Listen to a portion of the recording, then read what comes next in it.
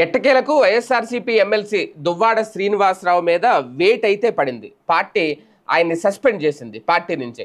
వాస్తవానికి ఈ పని ఎప్పుడూ చేయాల్సింది అనేది చాలామంది చెప్తున్నమాట. ఎందుకంటే ఆయన కుటుంబ వివాదాలు ఏవైతే ఉన్నాయో, తన భార్య పిల్లలు రోడ్డుకెక్కడం, కేసులు పెట్టుకోవడం, ఆస్తి వివాదాలు, అలాగే తను వేరే అమ్మాయితో ఉండడం, ఇదంతా కూడా అందరికీ తెలిసిన విషయమే. దువ్వాడ మ్యాటర్ ఆంధ్రప్రదేశ్లో పెద్దగా ఎవరికి పరిచయం చేయాల్సిన అవసరం లేదు. ఆయన ఎమ్మెల్సీ కంటే కుటుంబ వివాదాలతోనే బాగా ఫేమస్ అయ్యాడు రాష్ట్ర వ్యాప్తంగా.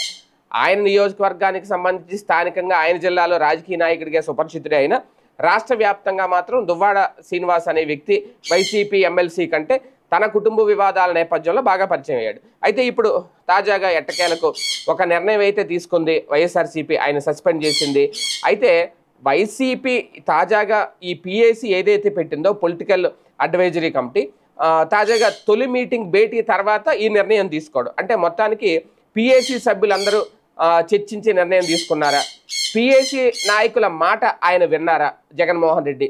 మొత్తానికి ఫస్ట్ డిసిషన్ నిజంగా అదే కనుక జరిగితే పిఏసీ మొదటి దెబ్బ గట్టిగా తగిలింది అని చెప్పొచ్చు. అది కూడా దువ్వాడ శ్రీనివాస్ దానికి బాధితుడు అయ్యాడని చెప్పొచ్చు. ఇన్ని రోజులు జగన్మోహన్ రెడ్డి గారు చేయని పని పిఏసీ ద్వారా చేయాల్సి వచ్చిందా, పిఏసీ చెప్తే ఆయన నిర్ణయం తీసుకున్నారనే తేలాల్సి ఉంది.